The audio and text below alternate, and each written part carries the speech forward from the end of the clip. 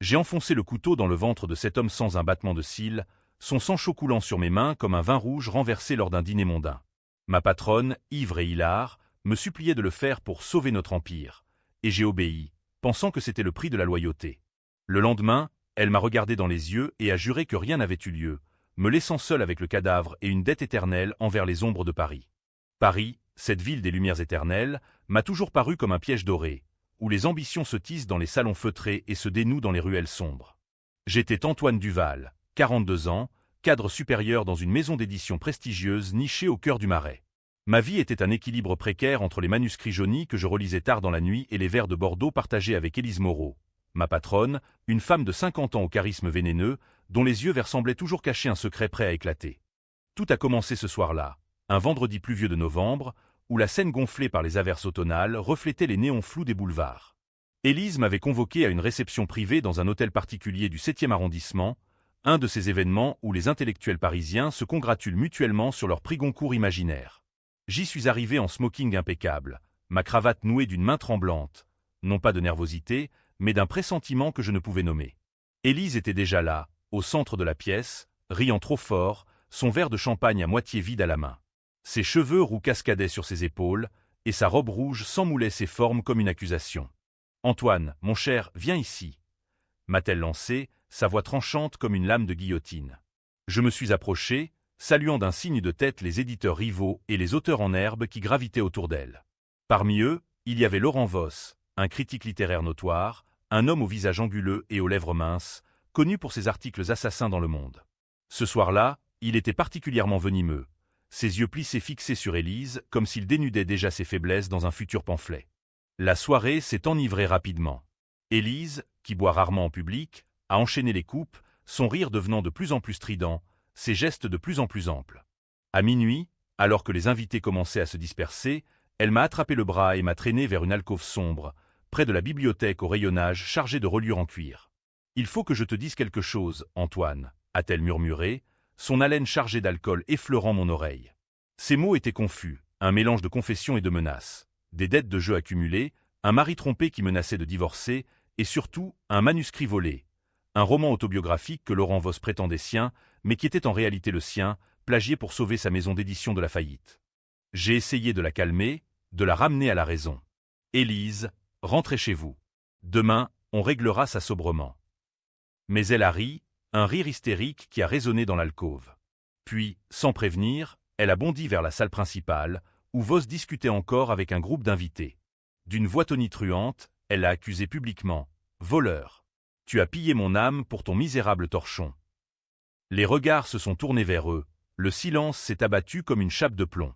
Voss, blême, a riposté avec un sourire carnassier. « Ma chère Élise, votre œuvre n'est qu'un ramassis de clichés. J'ai juste poli ce que vous avez sali. » C'est là que tout a basculé. Élise, les yeux fous, a attrapé un coupe-papier en argent sur une table voisine, un objet décoratif, mais aiguisé comme une dague. Elle s'est jetée sur Voss, le menaçant de le planter sur place. Les invités ont reculé, un cri étouffé a fusé. J'ai bondi, l'attrapant par la taille, le coupe-papier tombant au sol avec un tintement sinistre. « Assez !» ai-je hurlé, la traînant dehors sous la pluie battante. Dans la voiture que j'avais appelée en hâte, Élise s'est effondrée sur la banquette arrière, sanglotant comme une enfant. « Antoine, tu es le seul en qui j'ai confiance. Si Voss publie ce livre, c'est la ruine. Il a des preuves, des mecs que j'ai envoyés ivres. Il va me détruire. » Sa voix chevrotait, et pour la première fois, je l'ai vu vulnérable, dépouillé de son armure d'éditrice impitoyable. Nous avons roulé en silence vers son appartement haussmannien, place des Vosges, où les réverbères projetaient des ombres longues sur les pavés luisants. Arrivée chez elle, elle m'a supplié de rester, de veiller sur elle. J'ai accepté, par loyauté, par peur peut-être. Nous avons bu du cognac dans son salon aux meubles anciens, et elle a déversé son âme.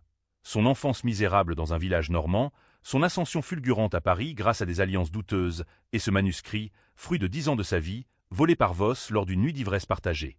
Il m'a promis l'enfer si je parlais, a-t-elle avoué, les larmes coulant sur ses joues poudrées. Vers 3 heures du matin, un appel a résonné sur son téléphone. C'était Voss. Il avait suivi notre départ, furieux, et exigeait une confrontation immédiate. « Venez chez moi, place Vendôme », a-t-il ordonné d'une voix glaciale. Élise, encore étourdie par l'alcool, a insisté pour y aller. C'est maintenant ou jamais, Antoine. Aide-moi à le confronter. Contre toute raison, je l'ai accompagné, ma propre raison noyée dans l'adrénaline. L'hôtel particulier de Voss était un mausolée de marbre et de velours, éclairé par des lustres cristallins qui semblaient pleurer des larmes de lumière. Il nous a accueillis en robe de chambre de soie, un verre de whisky à la main, son sourire aussi tranchant qu'une critique. Élise, ma muse déchue. Et vous, Duval, le fidèle toutou. La discussion a vite dégénéré en hurlements. Élise l'a accusé de vol, lui de chantage. Voss a ri, sortant de son bureau un dossier, des copies d'emails, des notes manuscrites. Tout prouvait son plagiat, mais aussi la complicité d'Élise dans des arrangements illégaux pour financer l'édition. « Vous êtes fini », a-t-il craché. « Demain, le Figaro aura l'exclusivité. » Élise, au bord de la crise de nerfs, a attrapé un presse-papier en cristal sur son bureau et l'a fracassé contre le mur. Des éclats ont volé, l'un entaillant la joue de Voss. Du sang a coulé, et il a bondi, la plaquant contre le mur. « Salope, tu vas payer pour ça. » C'est à cet instant que j'ai agi. Sans réfléchir, j'ai ramassé un tisonnier près de la cheminée éteinte et l'ai abattu sur le crâne de Voss. Un craquement sourd, un corps qui s'affaisse. Élise a hurlé, puis s'est tue, les yeux écarquillés. « Mon Dieu, Antoine, qu'as-tu fait ?» Mais dans son regard, j'ai vu non pas de l'horreur, mais un calcul froid. « Il le fallait », a-t-elle murmuré, « pour nous sauver. » Nous avons passé l'heure suivante à effacer les traces. Gants enfilés à la hâte, corps traîné dans la salle de bain, noyé dans la baignoire remplie d'eau froide. J'ai porté le poids de tout, mes mains tremblantes serrant le cou de Voss jusqu'à ce que la vie le quitte. Élise, reprenant ses esprits, a orchestré le reste. Un appel anonyme à la police pour signaler un cambriolage, des empreintes effacées, un alibi fabriqué pour elle, une nuit chez une amie imaginaire. À l'aube, de retour chez elle, elle m'a serré dans ses bras. « Tu es mon sauveur, Antoine. Personne ne saura. » J'ai hoché la tête, épuisé, le goût du sang encore dans ma bouche. Mais au fond de moi, une graine de doute germait déjà. Le lendemain matin, un samedi gris, je me suis réveillé dans mon appartement modeste du 11e, les rideaux tirés contre la lumière crue. Mon téléphone vibrait sans relâche. Des messages de collègues, scandale chez Voss, suicide présumé. J'ai allumé la radio, et la voix monocorde d'un journaliste a rempli la pièce. Le critique Laurent Voss a été retrouvé mort dans sa baignoire ce matin. La police parle d'un accident, mais des rumeurs de suicide circulent après une violente dispute hier soir. Mon cœur s'est serré. Élise m'avait promis le silence.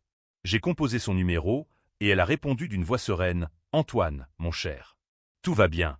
Viens à l'agence, on a du travail. » À l'agence, dans son bureau au mur tapissé de couvertures de livres, elle m'a accueilli avec un sourire radieux. Voss s'est suicidé, paraît-il. Quelle tragédie. Mais grâce à cela, son manuscrit pourri ne verra jamais le jour.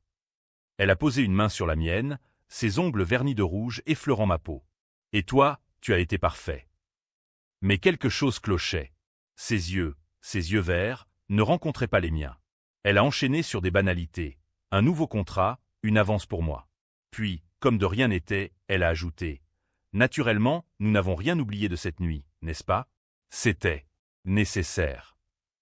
J'ai acquiescé, mes sons ont été trop légers, trop détachés. Était-ce une menace voilée?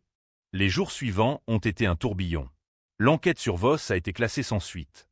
Un suicide dû à la dépression, ont conclu les autorités, grâce aux notes suicidaires qu'Élise avait habilement forgées sur son ordinateur avant notre départ. La maison d'édition a prospéré. Les droits du manuscrit ont été rachetés à bas prix par un concurrent, et Élise a été célébrée comme une visionnaire dans les colonnes de Libération. Moi, j'étais son ombre, promu directeur adjoint, mais rongé par l'intérieur par le remords. Pourtant, la trahison a commencé subtilement. Lors d'une réunion d'équipe, Élise a laissé échapper une remarque. « Antoine a toujours été si protecteur. N'est-ce pas, cher collègue ?» Un rire complice a fusé, mais j'ai vu le regard calculateur de Sophie, ma subordonnée ambitieuse. Bientôt, des rumeurs ont circulé. J'aurais couvert Élise lors de la dispute, peut-être même poussé Voss à l'acte. Il est loyal jusqu'à la folie, chuchotait-on dans les couloirs. Une semaine plus tard, le couperet est tombé. Un inspecteur de police, un homme bedonnant nommé Leclerc, m'a convoqué au commissariat du 4e. « Monsieur Duval, des témoins vous placent chez Voss cette nuit-là. Et Élise Moreau. Eh bien, elle affirme que vous étiez seul avec lui après son départ. » Mon sang s'est glacé. Elle m'avait jeté en pâture. « C'est un mensonge, ai-je balbutié, mais les preuves s'accumulaient. Une fibre de mon costume trouvée sur le tapis, un appel de mon téléphone géolocalisé. Élise, interrogée séparément, avait tout nié avec une élégance froide. J'étais chez une amie. Antoine, il est si dévoué qu'il a dû vouloir régler les choses à ma place. Son témoignage, teinté d'une fausse compassion, m'a cloué au pilori.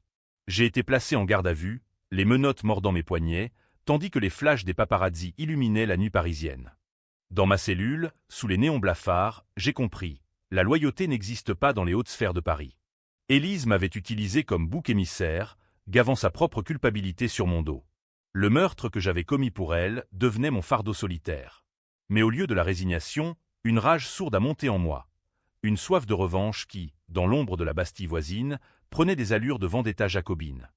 Les murs de la maison d'arrêt de la Santé suintaient d'humidité, un rappel constant que Paris, sous ses façades haussmanniennes, cachait des geôles dignes du Moyen-Âge.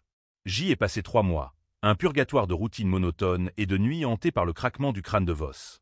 Les autres détenus, des pickpockets marseillais aux braqueurs de banque, me regardaient avec un mélange de pitié et de curiosité.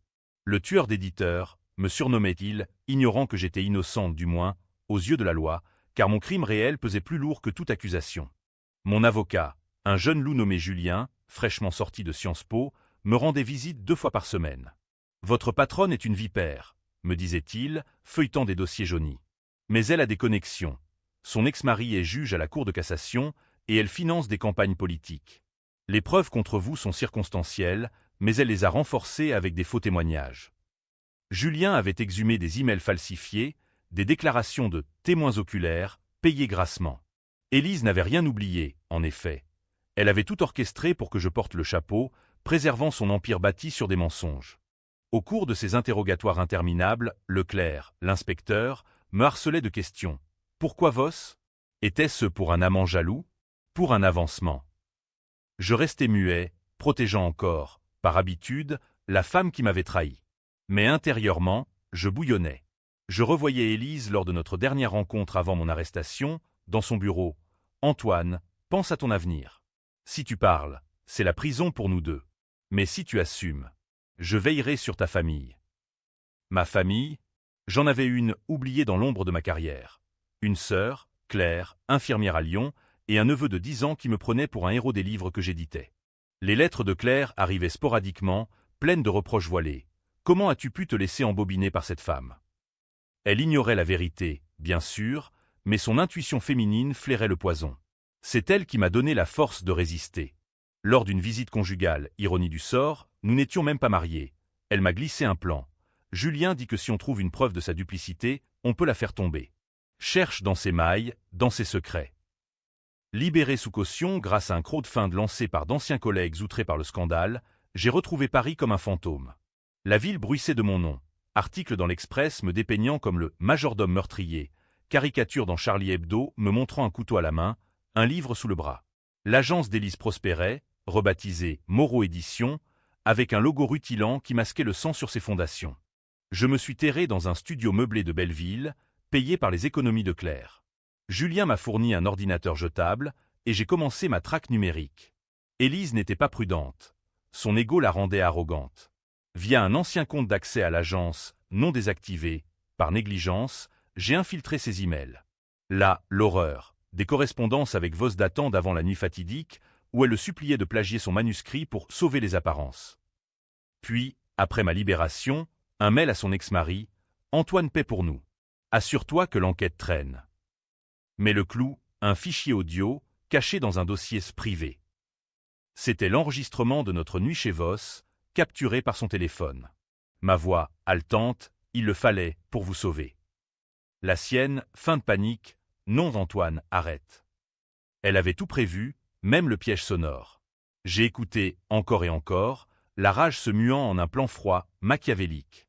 Ma revanche devait être française jusqu'à la moelle, subtile, théâtrale, imprégnée de cette ironie cruelle que Zola aurait applaudi. Pas de violence brute, j'en avais assez, mais une destruction lente qui la rongerait de l'intérieur, la forçant à douter de tout, y compris d'elle-même. J'ai contacté un hacker freelance, un breton taciturne nommé Nico, rencontré via des forums sombres du dark web. Pour 5 000 € empruntés à Claire, il a implanté un verre dans le système de l'agence, des fuites progressives de documents compromettants, anonyme, vers la presse. La première vague a frappé une semaine plus tard. Un article dans Mediapart, Moreau Éditions, plagiarisme et dettes occultes. Les détails étaient précis, les mets avec Voss, édulcorés pour impliquer Élise sans me disculper totalement. Elle a riposté publiquement, jurant une enquête interne, mais ses investisseurs ont commencé à se retirer, comme des rats fuyant un navire qui coule. Je l'ai observé de loin, lors d'une soirée littéraire au Louvre. Élise, toujours resplendissante en fourreau noir, mais les cernes sous ses yeux trahissaient l'insomnie. Elle m'a vu dans la foule, son regard s'attardant une seconde de trop. Était-ce de la peur? Du regret? Je lui ai souri, un sourire de prédateur, et elle a détourné les yeux. La tension montait. Julien plaidait mon innocence au tribunal, mais les juges, influencés par les connexions d'Élise, traînaient. Moi, je tissais ma toile. Nico a escaladé, des faux comptes sur Twitter, X, répandant des rumeurs, Élise Moreau, pyromane de carrière. Un podcast anonyme, diffusé sur France Culture, disséquait son ascension, insinuant des liaisons avec des politiques pour des subventions. Paris, ville de commérage, s'est enflammée. Des manifestations d'auteurs mécontents devant l'agence, des boycotts de ses livres. Élise a contre-attaqué, comme je l'avais prévu. Elle m'a convoqué chez elle, un soir de tempête où le vent hurlait dans les cheminées de la place des Vosges. « Antoine, entre », a-t-elle dit, sa voix suave masquant la fureur. Le salon était inchangé, portrait d'auteur mort au mur, une bouteille de champagne entamée sur la table basse. Elle s'est assise, croisant les jambes avec grâce. « C'est toi, n'est-ce pas ? C'est fuite. Tu me hais à ce point. » J'ai feint l'étonnement. Moi, Élise, je suis encore sous le coup d'une accusation de meurtre pour vous protéger. Elle a ri, un rire amer. Ne joue pas les innocents. Tu as sauvé ma peau cette nuit-là, et je t'ai laissé payer. C'était nécessaire, pour l'Empire. Mais maintenant, rejoins-moi. On peut tout effacer. Je témoignerai en ta faveur, dirai que c'était un accident mutuel. Sa proposition était un piège, bien sûr. Accepter, et elle me noierait plus profond. Refuser, et elle intensifierait la pression. J'ai hésité, jouant la carte de la loyauté brisée. Pourquoi m'avez-vous trahi? Ai-je demandé, ma voix tremblante de feinte émotion. Elle s'est approchée, posant une main sur mon épaule. Parce que tu étais remplaçable, mon cher. Les hommes comme toi sont légion à Paris. Mais toi, tu as du talent pour la destruction. Utilisons-le ensemble. C'était l'ouverture que j'attendais. J'ai acquiescé, et nous avons scellé un pacte fragile sur un verre de vin. Mais en partant, j'ai laissé un cadeau, une clé USB sur la table, contenant l'audio de cette nuit. Pour me rappeler notre dette, ai-je dit. Elle n'a rien remarqué sur le moment. Les semaines suivantes ont vu l'empire d'Élise vaciller. Les fuites se sont accélérées. Un scandale financier révélé par le Canard enchaîné, impliquant des fonds détournés vers des comptes offshore à Monaco. Ses amants anciens et actuels ont été interviewés, déballant des anecdotes humiliantes. Elle a commencé à boire, seule, dans son appartement, ses nuits hantées par des appels anonymes que Nico routait depuis des cabines publiques. Mon procès approchait, et Julien avait accumulé assez pour un non-lieu. Mais je ne voulais pas seulement l'innocence, je voulais sa chute. Le twist que j'avais planifié était prêt. Lors d'une conférence de presse où Élise défendait son honneur, Nico hackait le système de projection. Au lieu de son PowerPoint triomphant, l'écran a affiché l'audio, ma voix, la sienne, le craquement fatal. « Non, Antoine, arrête !» a résonné dans la salle bondée de journalistes. Le chaos a éclaté. Élise, livide, Agnès, hurlait au montage. Mais les experts ont confirmé l'authenticité. La police a rouvert l'enquête sur Voss, cette fois contre elle.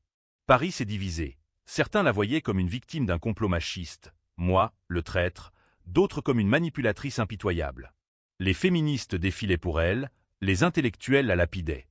Je l'ai visitée en garde à vue, derrière la vitre du parloir. Rien n'oublier, Élise, ai-je murmuré. Ses yeux, rougis par les larmes, brûlaient de haine. Tu paieras pour ça, Duval. Même en enfer. La chute d'Élise Moreau a été un spectacle à la mesure de Paris. Lente, spectaculaire, imprégnée de cette théâtralité décadente qui fait le sel des scandales français. Assignée à résidence dans son appartement de la place des Vosges, sous bracelet électronique, elle a vu son monde s'effondrer comme un château de cartes soufflé par le Mistral. Les employés de l'agence ont démissionné en masse, emportant avec eux des manuscrits inachevés. Les prix littéraires qu'elle courtisait se sont évaporés. Même son ex-mari, ce juge aux airs de notable de province, a coupé les ponts, invoquant la préservation de l'institution. Moi, Antoine Duval, j'étais le fantôme dans la machine. Libéré de toute charge grâce à l'audio, que j'avais discrètement fourni à Leclerc, je déambulais dans les rues de Paris comme un homme renaissant. Le procès de Vos-Rouvert m'avait blanchi. Élise avouait maintenant, sous pression, que j'avais agi sous son influence, mais le jury, composé de Parisiens blasés, voyait en moi un héros tragique, un employé dévoué manipulé par une patronne mégère. Les articles me portaient au nu. Duval, le bouc émissaire de l'édition, titrait Le Figaro. Claire, ma sœur, pleurait de joie lors de nos appels. « Tu es libre, Antoine. » Mais à quel prix? Le prix était ma âme, noircie par la revanche. Chaque nuit, dans mon nouveau bureau, j'avais monté ma propre petite agence dans le Sentier, je revivais le meurtre, le sang de Vos sur mes mains comme une tache indélébile. Nico, mon allié occulte, me fournissait des mises à jour. Elle craque, ton Élise. Elle voit des fantômes partout. Il avait étendu le verre, des deepfakes circulant sur les réseaux, montrant Élise en train de confesser des crimes imaginaires, un vol de manuscrits chez Gallimard, une affaire de droit d'auteur truquée avec des héritiers de Camus.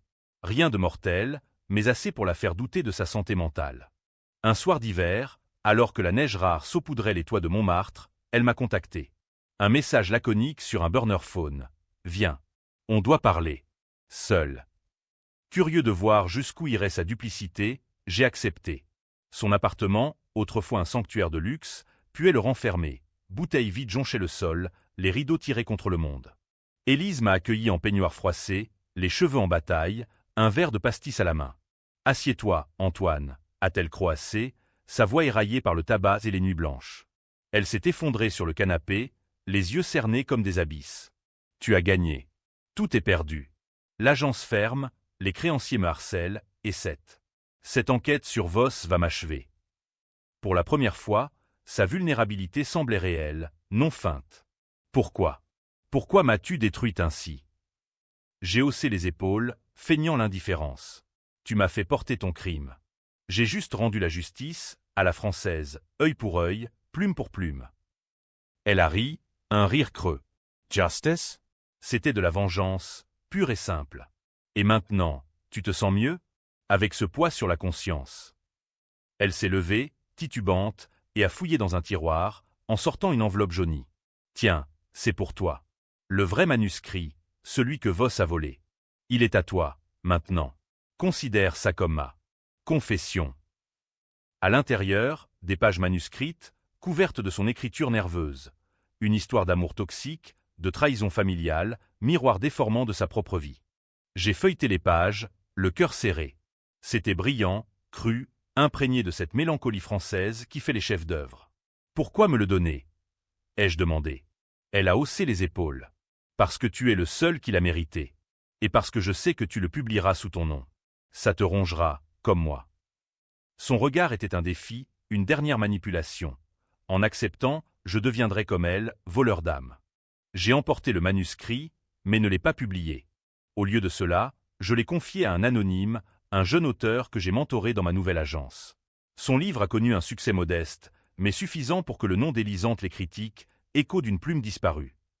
Elle l'a lu, bien sûr, depuis sa cellule provisoire, et m'a écrit une lettre venimeuse. « Tu es pire que moi, Duval. Tu voles même les ombres. » La tension culminait vers le procès d'Élise, un cirque médiatique au palais de justice de l'île de la Cité. Paris entier y assistait, intellectuels en par-dessus, féministes en bannière, journalistes armés de micros. J'étais cité comme témoin clé, et mon témoignage a été un coup de théâtre. Devant le juge, une femme austère aux lunettes en écaille, j'ai déballé tout, la nuit du meurtre, sa manipulation, les fuites orchestrées. Mais j'ai ajouté une couche, Élise m'a sauvé, aussi. Sans elle, j'étais un gratte-papier anonyme. Elle m'a donné une raison de vivre. Et de haïr. La salle a frémissé. Était-ce absolution ou condamnation? Les jurés, un mélange de bourgeois du 16e et d'ouvriers de banlieue, se sont divisés. Certains voyaient en moi un vengeur justicier, d'autres un calculateur impitoyable. Élise, menottée mais digne dans un tailleur gris, m'a fusillé du regard. Tu mens. Il a tué Vos de sang-froid. Mais l'audio, joué en boucle, contredisait ses cris.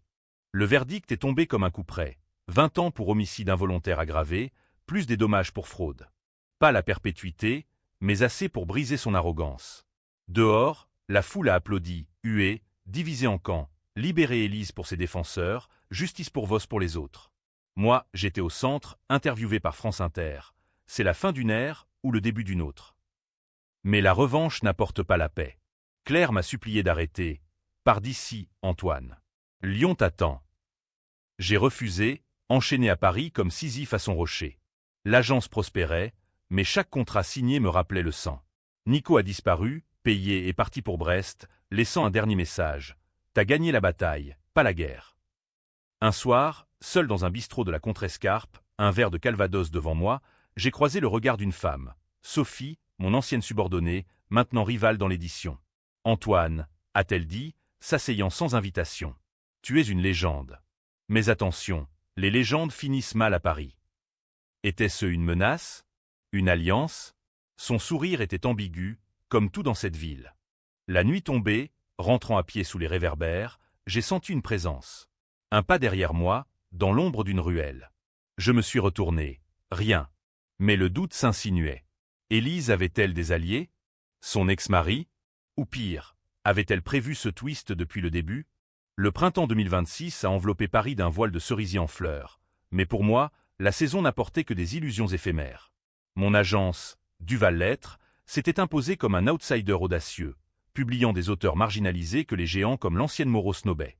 Les lancements dans des librairies du quartier latin attiraient une foule cosmopolite. Des étudiants en Sorbonne, des expatriés new-yorkais, des critiques en quête de sensations. Pourtant, sous les applaudissements, je sentais le sol se dérober. La revanche, ce nectar d'eau amère, laissait un arrière-goût de cendre. Élise purgeait sa peine à la prison de Fleury-Mérogis, une forteresse anonyme en banlieue sud, loin des regards parisiens. Je recevais ses lettres, sporadiques, écrites d'une plume acérée malgré les circonstances. Antoine, tu crois m'avoir vaincu, mais tu portes mes chaînes. Chaque livre que tu édites est teinté de mon sang. Elle avait raison, en partie. Le manuscrit anonyme que j'avais lancé avait remporté le Renaudot, un prix qu'elle avait toujours convoité. Les jurés, ironie du sort, y voyaient une voix féminine brisée par le patriarcat. Une lecture que j'avais subtilement influencée via des critiques plantées. Sophie, cette vipère aux lèvres carmin, était devenue une constante dans ma vie. Ambition incarnée, trentenaire aux cheveux coupés au carré et au tailleur cintré, elle dirigeait maintenant une branche de Gallimard. Nos rencontres professionnelles au café de Flore glissaient vers l'intime, un genou effleurant le mien sous la table, un regard chargé de promesses. « Tu es dangereux, Antoine », me murmurait-elle, son parfum de jasmin envahissant l'air enfumé. Mais c'est ce que j'aime chez les Français, cette capacité à détruire en aimant. Était-elle une alliée, ou un nouveau piège tendu par les ombres d'Élise? Les tensions montaient avec l'été. Leclerc, l'inspecteur, m'avait contacté. Duval, on a rouvert un dossier. Des irrégularités dans les fuites contre Moreau. Quelqu'un vous couvre. Ou vous tend un piège. Son ton était suspicieux. Il flairait ma main dans l'affaire, sans preuve. J'ai nié, bien sûr, mais le doute s'infiltrait. Nico, mon hacker, avait coupé les ponts, et ses derniers hacks, des deepfakes montrant Élise en train de falsifier des contrats, avaient été trop parfaits, trop publics. Avais-je été manipulé à mon tour? La confrontation inévitable est survenue lors d'une visite à Fleury. La salle des parloirs, avec ses vitres blindées et ses chaises en plastique, puait le désinfectant et le désespoir. Élise est entrée, changée, les cheveux grisonnants, le visage marqué par les rides de la captivité, mais les yeux verts toujours vifs, comme des émeraudes dans la boue. « Antoine », a-t-elle dit, s'asseyant avec une grâce résiduelle. « Tu as l'air prospère. » J'ai souri, froid. « Et toi, Élise, tu as l'air d'une ombre. Qu'est-ce que tu veux ?» Elle a penché la tête, un geste familier. « La vérité. Ces fuites, ces vidéos. Ce n'était pas toi, n'est-ce pas? Ou si? Non, attends. » Un sourire lent s'est étiré sur ses lèvres. « C'était moi qui t'ai guidé. Souviens-toi de la clé USB que tu m'as laissée? J'y avais glissé un code, un vers inverse. Tout ce que tu as fait, je l'ai anticipé, canalisé. Ta revanche était mon plan B. » Mon estomac s'est noué. Le twist. Elle m'avait laissé les rênes, sachant que ma rage me mènerait à sa chute partielle. Juste assez pour purger ses propres péchés sans tout perdre. « Tu es folle, ai-je murmuré. Pourquoi? » Elle a haussé les épaules. « Parce que Paris pardonne les repentis. Dans 10 ans, je sors, je reviens, plus forte. Et toi? Tu seras rongé par la culpabilité, accusé de manipulation. Leclerc arrive, je le sais. » En sortant, le monde a basculé. Une convocation immédiate, obstruction de justice. Sophie m'attendait dehors, son expression indéchiffrable. « Viens avec moi », a-t-elle dit, m'entraînant dans sa voiture. Sur la route vers Deauville, un exil temporaire? Elle a avoué, « Élise m'a contacté. Elle voulait que je te surveille, que je te séduise pour te piéger. Mais j'ai refusé. Je suis avec toi, Antoine. On fuit ou on contre-attaque. » Le choix était cornélien, digne d'un Racine, amour naissant ou vengeance éternelle. Nous avons roulé le long de la Seine, le soleil couchant teignant l'eau de pourpre. À Deauville, dans une villa louée sous un faux nom, nous avons planifié. Sophie, avec ses connexions chez Hachette, pouvait lancer une contre-offensive, publier les vraies confessions d'Élise, volées via un contact pénitentiaire. Mais le risque était grand. Si Leclerc frappait, c'était la tôle pour nous deux. Les jours à Deauville étaient un répit illusoire. Promenade sur la plage, où les vagues normandes effaçaient temporairement mes péchés. Nuit où Sophie, nue contre moi, murmurait des promesses de rédemption. On peut recommencer, Antoine. Loin de Paris, loin d'elle. Mais je savais que la ville lumière nous réclamait, comme un amant jaloux. Le climax est arrivé par un appel de Julien. Élise s'est évadée. Une complicité interne. Elle vient pour toi. Panique. Nous avons fui vers le sud, direction Provence, mais Élise nous a rattrapés à Avignon, dans un hôtel anonyme près du Palais des Papes. Elle était là, déguisée en touriste, un foulard masquant ses traits. Antoine, Sophie. Quel duo charmant. Son arme, un petit revolver, volé sans doute, pointait sur nous. La confrontation a été un opéra tragique, accusations lancées comme des airs wagnériens. « Tu m'as tout pris », hurlait elle. « Non, tu t'es trahi toi-même », ripostai-je. Sophie, courageuse, a tenté de la raisonner. « Rends-toi, Élise. C'est fini. » Mais Élise, dans un sursaut de folie, a pressé la détente, vers le sol, un avertissement. « Choisis, Antoine, elle ou moi. Tu l'as, et on s'en va ensemble. Ou vis avec ma malédiction. » Le moment de vérité. Mes mains tremblaient, évoquant la nuit de Voss. Au lieu de violence, j'ai choisi la ruse française. J'avais alerté Leclerc en route, un traceur sur la voiture de Sophie. Les sirènes ont hurlé, Élise capturée sans un coup. Dans les menottes, elle m'a craché. « Tu es mort, Duval. Mon fantôme te hantera. » L'arrestation d'Élise à Avignon a clos le chapitre, mais pas le livre. De retour à Paris, sous protection policière, j'ai vu ma vie se réinventer dans le sillage du scandale. Leclerc, enfin convaincu de mon innocence totale, a classé l'affaire. Élise condamnée à perpétuité pour évasion et complicité, son réseau démantelé comme un nid de vipères. Sophie et moi, unis par le feu de la survie, avons fusionné nos agences en un empire hybride, Duval et Laurent Lettres, publiant des récits de trahison qui captivaient les lecteurs, de Balzac revisité à des thrillers contemporains. Pourtant, la paix était fragile. Les nuits, je rêvais d'elle, Élise, riant dans l'ombre, son rire se mêlant au craquement du crâne de Voss. Claire, venue de Lyon avec mon neveu, insistait « Ventoux, pars en Bretagne. Laisse Paris te dévorer. » Mais quitter la ville, c'était abandonner mon âme, forgée dans ces pavés sanglants. Le twist final est survenu lors du lancement de notre premier best-seller, un roman inspiré, sans l'avouer, de notre saga, Les Ombres de la Plume. La salle était bondée au Shakespeare & Company, cette bouquinerie mythique où les fantômes d'Hemingway rôdent encore. Sophie, radieuse en robe émeraude, lisait un extrait quand la porte s'est ouverte. Une femme, voilée, s'est avancée. Élise? Non, une imposture, sa sœur jumelle, ignorée jusqu'alors, venue réclamer vengeance. Mon frère, a-t-elle dit, voix identique, yeux vers assassin. Élise m'a tout raconté depuis sa cellule. Tu as détruit notre famille. La révélation. Élise avait une sœur, Claire Moreau, actrice ratée vivant à Marseille, complice silencieuse depuis le début. Les fuites initiales, ses idées. L'évasion, son plan. Elle brandissait un dossier, preuve que j'avais payé Nico, des virements tracés.